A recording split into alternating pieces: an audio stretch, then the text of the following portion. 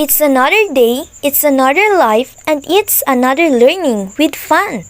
Let us do a wonderful and magical morning. But before that, let we greet you first good morning. I am Hazel Ansi Mascardo, and my partner in report is Mr. Russell Monasterio, and we are the reporters for today. Our discussion is all about Module 8 entitled Neo-Behaviorism, Tolman and Bandura.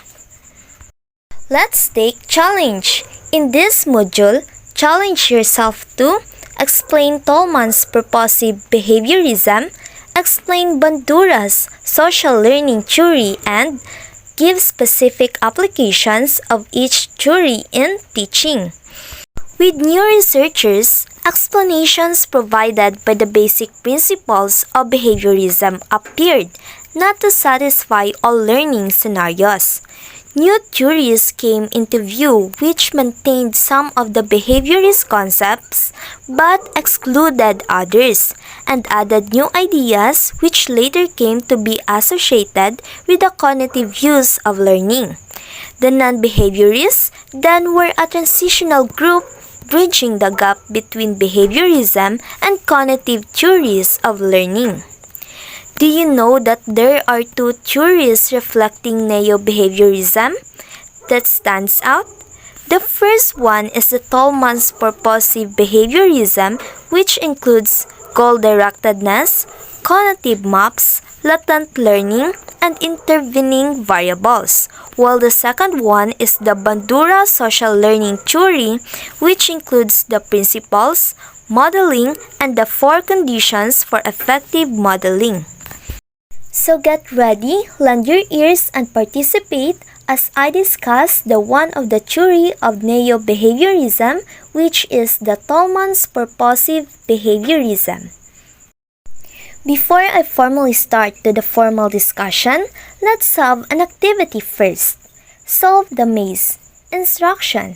Solve maze A. Enter on the left side and exit at the top. Solve maze B. Enter on the top and exit on the left side. I will give you 15 seconds to solve this.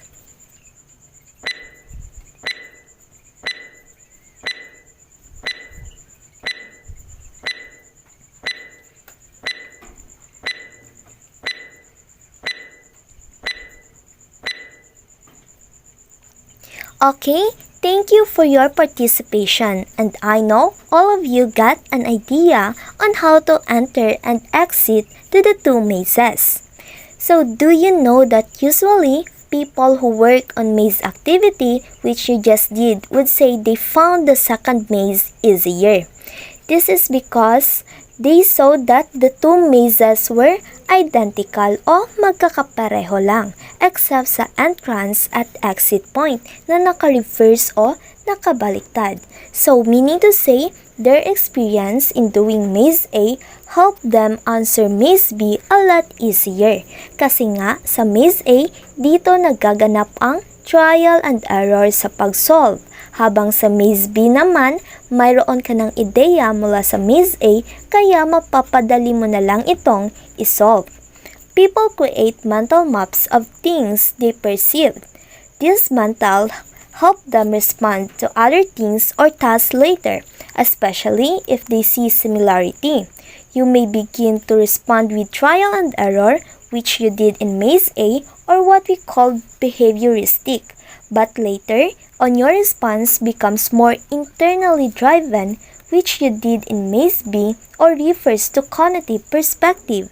So this is neo-behaviorism is all about. It has aspects of behaviorism, but it also reaches out to the cognitive perspective. There are two theories reflecting neo-behaviorism that stands out. Edward Tolman's purposive behaviorism and Albert Bandura's social learning theory. Both theories are influenced by behaviorism, which is focused on external elements in learning. So when we say external elements in learning, it refers to the outside. It could be the family environment, school environment, and society. But take note also that their principles seem to also be reflective of the cognitive perspective, in which it focuses on more internal elements in learning, which includes the intelligence, interest, motivation, passion within yourself, and such. Okay, before I elaborate the purposive behaviorism, let's acknowledge first a short biography of Edward Tolman.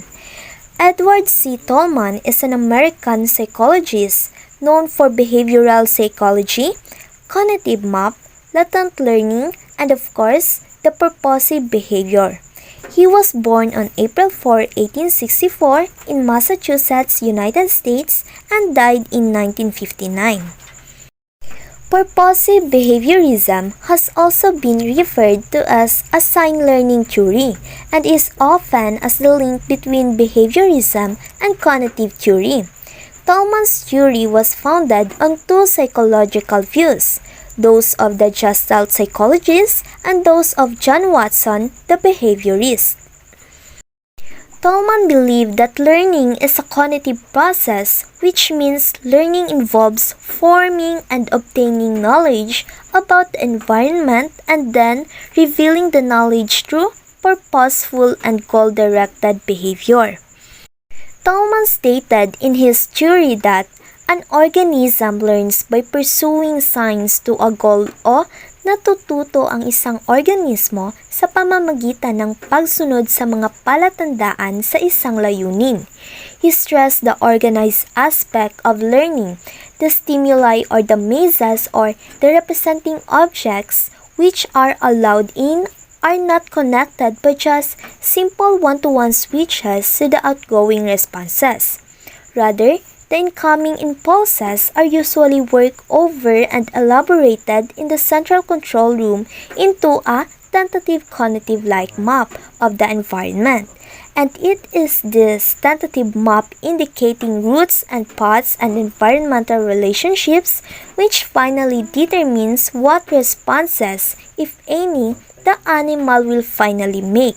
So, to make it clear, the stimuli or the mazes or the representing objects is not like simple response, na kung saan ang pansamantalang mapa ay nagsasaad ng mga ruta, landas at mga relasyon sa kapaligiran na tumutukoy kung anong tugon na siyang gagawin ng hayop. Tolman's form of behaviorism stressed the relationships between stimuli or the maze rather than stimulus response or reaching the end of the maze. Tolman said that the new stimulus or the sign becomes associated with already meaningful stimuli or the significate through a series of pairings. There was no need for reinforcement in order to establish learning. So when we say reinforcement, it is a reward. In connection to your maze activity, the new stimulus sign maze B become associated with already meaningful stimuli, the significate maze A. So that's why there is no need reinforcement or any reward because you already formulated a cognitive map in your mind from maze A. When we say cognitive map, it stands for creating image of environment in your mind. You have already an idea to solve from maze A, so that's why with or without reinforcement or reward, you can make it to the maze B because you already established a cognitive map or have a learnings to pass the maze. So you may have connected the two stimuli, maze A and maze B, and use your knowledge and experience in maze A to learn to respond to maze B. Here are the Tolman's key concepts. So the first one is, learning is always purposive and goal-directed. Tolman asserted that learning is always purposive and goal-directed. He held the notion that an organism acted or responded for some adaptive purpose. He believed that individuals do more than merely respond to stimuli or sign, in which they act on beliefs, attitudes, changing conditions, and they strive well towards goals. Tolman saw behavior as holistic, purposive, and cognitive. To make it more understandable and clear, I've formulated an example. In connection to the school matters, the teacher announces to her students that they will having an examination on the next day. The students study well all of their lesson because they have a purpose to have a high score. They strive towards goal because they want to have a better grades. So it is concisely stated that without purpose and goal directed, there will be no learning. So the second key concept is cognitive maps in rats. One of Tolman's work, which is cognitive maps in rats, considered as his famous experiment, and by this, I will give you the summary of his experiment. One group of rats was placed at random starting location in a maze, but the food was already in the same location. Another group of rats had the food placed in different location, which always required exactly the same pattern of turns from their starting location. So, according to his experiment, the group that had the food in the same location performed much better than the other group, supposedly demonstrating that they had learned the location mismo rather than a specific sequence of turns. So there are 17 days that Tolman completed this experiment. From days 1 to 10, the rats that has the same location of food formed cognitive map, and for days 11 to 17, they had already an idea to the location of the food, so that's why they easily passed the maze. Okay, so this is tendency to learn location, signified that rats somehow form cognitive maps that help them perform well on the maze. Also, Tolman found out that organisms will select the shortest or easiest path to achieve a goal. Applied in human learning, since a student passes by the same route going to school every day, he acquires a cognitive map o nakakakuha na siya ng ideya o makaka-create na siya na kung ano ang itsura ng kapaligiran kung saan liliko patungo sa lokasyon ng paaralan. So by this, whenever the transportation rerouting is done, he can still figure out what turns to make to get to school the shortest or easiest way. The third key concept is latent learning. Latent learning is a kind of learning that remains or stays with the individual until needed. It is learning that is not outwardly manifested at once. According to Tolman, it can exist even without reinforcement or any reward. In connection to his rats experiment, wherein rats apparently learned the maze by forming cognitive maps of the maze, but manifested this knowledge of the maze only when they needed to. Okay, so to make it more clear, I will elaborate it in connection of teaching matters. So again, when we say latent learning, it is a kind of learning that remains or stays with the individual until needed. It is learning that is not outwardly manifested at once. Okay, so there are many times in the school that we won't find the outcome until about some of time, because there are many things that we desire from our students that we want to see at once, but this incident will not always happen. There are many times that students learn and their learnings will appear in the near future, not inside the class, but maybe it will appear after a year, or other it will appear when the circumstance requires it. So it is called latent learning. The learnings we have that are not yet seen in our behavior or that are not visible in all our activities, but time will come that it will appear as it is needed. So we call that one a latent learning. In line in application on human learning, A 2 years old daughter always sees her dad operate the TV remote control and observes how the TV is turned on or how channel is changed and volume adjusted. After some time, the parents are surprised that on the first time that their daughter holds the remote control, she already knows which buttons to press for what function. Okay, so through latent learning, the child knew the skills beforehand, even though she has never done them before. So, the latent learning starts from the child observing his father how to operate the remote control, and in the time that she handled the remote control, she has a stock idea or knowledge on how to operate the remote control. The fourth key concept is the concept of intervening variable. Intervening variables are variables that are not readily seen but serve as determinants of behavior. Tolman believed that learning is mediated or is influenced by expectations, perceptions, representations, needs, and other internal or environmental variables. So, we will find the different variables in learning. We have expectations, for instance, the expectation of teachers, expectation of the parents, or the expectation of the students. Then we have perceptions. So whatever the things that the learner perceive from the classroom or perceive from the teacher. So that's the example.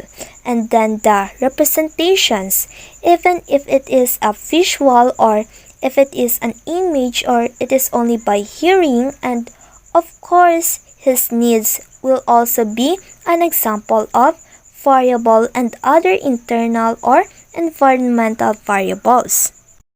Another example of internal variable is at this point in time, we are using technology, internet connections, and online matters to learn. So these are an environmental variables.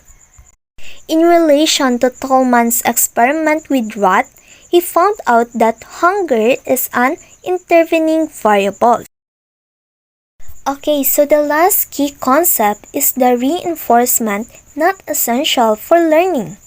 Tolman concluded that reinforcement is not essential in learning, although it provides an incentive for performance.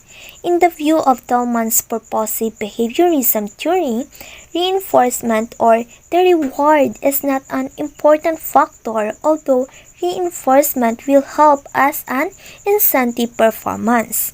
So, in relation to his experiment, he observed that rat was able to acquire knowledge through a maze that is to develop a cognitive map. So, precisely when a cognitive map is developed in the cognition of the rat, that is already a learning, even without the food that will serve as a reinforcement or reward. Okay, so another example in connection to teaching matters, the teacher will conduct a quiz and promise to his students that whoever got a perfect score will have a slice of cake as a reward. So students learn even without the reinforcement or the slice of cake because at the time they study their lesson and develop a cognition in their mind, they already have a learnings gained. Okay, so those are the key concepts of Tolman's purposive behaviorism. Again, those are the learnings is always purposive and goal-directed, the cognitive maps in rats, the latent learning, the concept of intervening variable, and the reinforcement is not essential for learning. Okay, that's the end of my report. The next reporter will going to discuss the other theory that reflects on neo-behaviorism, which is the Albert Bandura's social learning theory. Good morning, everyone. I'm Russell Elron Monasterio, the second reporter, and now we'll learn more about the Albert Bandura social learning theory. Social learning theory focuses on the learning that occurs within a social context. Now, when we say social context, it is the social environment, and it refers to the immediate physical and social setting in which people live or in which something happens or develops. It includes the culture that the individual is educated or lives in. So it considers that people learn from one another, including such concepts of observational learning, imitation, and modeling. Now, having said that, let me explain to you these three concepts of learning. Observational learning is a major component of Albert Bandura's social learning theory. This method of learning consists of observing another individual's behavior, attitudes, or emotional expressions. Now let's talk about children and set them as an example since all of us are dreaming to become an elementary teachers. A child learns to walk and a child learns to play while watching others. A child learns to talk and a child learns how to write, again, while watching others. So meaning they are observant. These children learn from one another. Imitation is not far from observational learning. In fact, they have a very close meaning or explanation. Imitation is the action of using someone or something as a model. For instance, a child begins to talk while repeating the older one who is talking. Or children nowadays are idolizing Cardo Dalisay and follow him, so the result, they are doing what Cardo is doing on televisions by acting like they are Cardo Dalisay and started to form a dream. For instance, I will become a policeman someday. So they are learning through imitation. Now let's go on to modeling. Since all of us are education student, let's base this modeling into teaching. Modeling is an instructional strategy wherein the teacher engages students by showing them how to perform a skill or something that is related to our topic while describing each step with a rationale. This provides students with both a visual and verbal examples of what they will be expected to. Now, let's go on to general principles of social learning theory. People can learn by observing the behavior of others and the outcomes of those behaviors. So, this is what I have explained to you a while ago, that people can learn from one another. Now, learning can occur without a change in behavior. So, no matter how far is our knowledge or no matter how much did we learn, we don't have to change our behavior because as what stated here, learning can occur without a change of behavior, and according to Bandura social learning theory, says that because people can learn through observation alone, their learning may not necessarily be shown in their performance. Cognition plays a role in learning. Over the last 30 years, social learning theory has become increasingly cognitive in its interpretations of human learning. Why?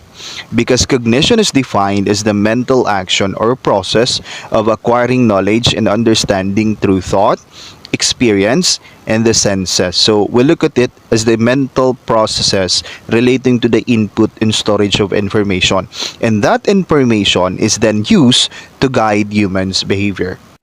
Social learning theory can be considered a bridge of transition between the behaviorist learning theories and cognitive learning theories because it encompasses attention, memory, and motivation. Because this also emphasizing the importance of social learning. Now, how the environment reinforce and punishes modeling. When we say reinforce, meaning there is something is added to increase the likelihood of a behavior. While when we say punishment, there is something is added to decrease the likelihood of a behavior. People are often reinforced for modeling the behavior of others. Bandura suggested that the environment also reinforces modeling, and this is in several possible ways. The observer is reinforced by the model. For example, a student who change dress to fit in with a certain group of students has a strong likelihood of being accepted and thus reinforced by that group. Now, number two, the observer is reinforced by a third person. The observer might be modeling the actions of someone else. For example, an outstanding class leader or student. The teacher notices this and compliments and praises the observer for modeling such behavior, thus reinforcing that behavior. Now, number three, the imitated behavior itself leads to reinforcing consequences. Many behaviors that we learn from others produce satisfying or reinforcing results. For example, a student in a multimedia class could observe how the extra work a classmate does is fun. So, these students in turn would do the same extra work and also experience enjoyment. Now, number four, consequences of the model's behavior affect the observer's behavior vicariously. This is known as vicarious reinforcement. This is where the model is reinforced for response and then the observer shows an increase in the same response. So, Bandura illustrated this by having students watch a film of a model hitting an inflated clown doll. Once group of children saw the model being praised for such action without being reinforced, the group of children began also to hit the doll. Now let's go on to contemporary social learning perspective of reinforcement and punishment.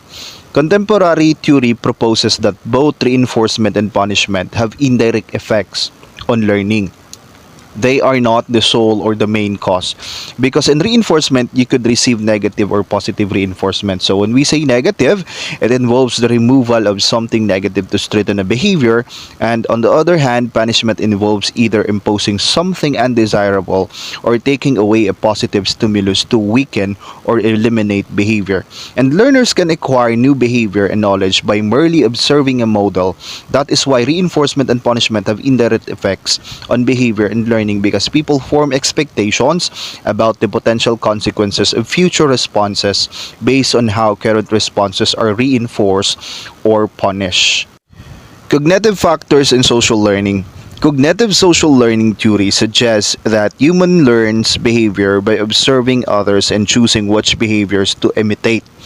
Behaviors that are rewarded are more likely to be repeated, whereas behaviors that are punished are less likely to be repeated.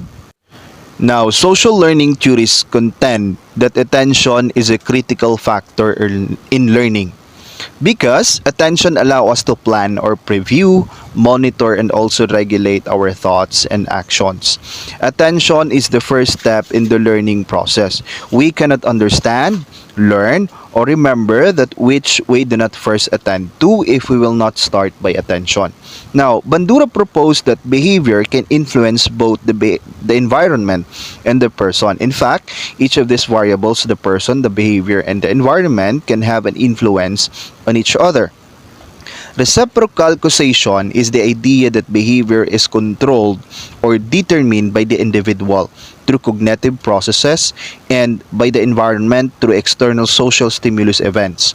The basis of reciprocal causation should transform individual behavior by allowing subjective thought processes transparency when contrasted with cognitive, environmental, and external social stimulus events. And as having said stimulus event is one stimulus and associated parameters of an stimulus. So it is an event parameters specify things about the stimulus presentation, such as when it occurs, and also you can define one or more stimulus events parameters. Now, there are different types of models, namely the live model and the symbolic model. Now, what is a live model? Live model involves an action individual demonstrating or acting out a behavior. For example, a boy named Ben stood up on his surfboard so that a girl named Julian could see how he did it. Now, let's go on to the symbolic model.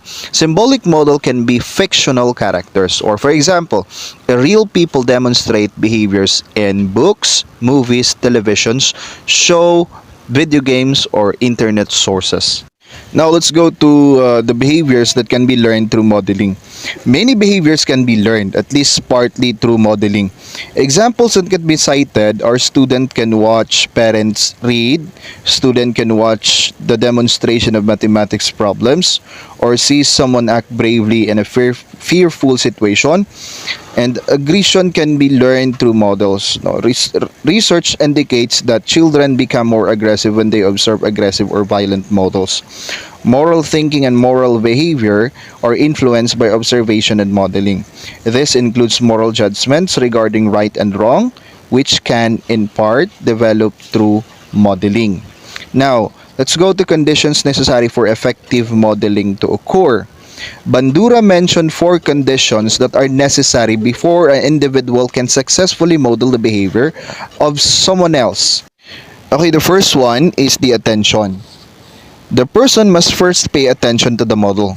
Number 2 is the retention. The observer must be able to remember the behavior that has been observed. One way of increasing this is using the technique of rehearsal. Number 3, the motor reproduction. The third condition is the ability to replicate the behavior that the model has just demonstrated. This means that the observer has to be able to replicate the action, which could be a problem with a learner who is not ready developmentally to replicate the action. For example, little children have difficulty doing complex physical motion. So number 4 is the motivation. The final necessary ingredient for modeling to occur is motivation. Learners must want to demonstrate what they have learned. Remember that since these 4 conditions vary among individuals, different people will reproduce the same behavior differently. Now let's go to the effects of modeling and behavior. Modeling teaches new behaviors. Modeling influences the frequency of previously learned behaviors. Modeling may encourage previously forbidden behaviors. And modeling increases the frequency of similar behaviors. For example, a student might see a friend excel in basketball and he tries to excel in football because he is not tall enough for basketball. So these are what we have noticed in our discussion. Now let's go to educational implication of social learning theory. Social learning theory has numerous implications for classroom use. So one of this is students often learn a great deal simply by observing other people. Now, number 2, describing the consequences of behavior can effectively increase the appropriate behaviors and decrease inappropriate ones. This can involve discussing with learners about the rewards and consequences of various behaviors. Now, number 3, modeling provides an alternative to shaping for teaching new behaviors. Instead of using shaping, which is operant conditioning, modeling can provide a faster, more efficient means for teaching new behavior. To promote effective modeling, a teacher must make sure that the 4 essential conditions exist: the attention, retention, motor reproduction, and the motivation. Now, the number 4 is teachers and parents must model appropriate behaviors and take care that they do not model inappropriate behaviors. Now, the number 5 is teachers should expose students to a variety of other models. This technique is especially important to break down traditional stereotypes. Now we are done with our reports and hopefully you had learned something. Thank you, have a good day, and stay safe.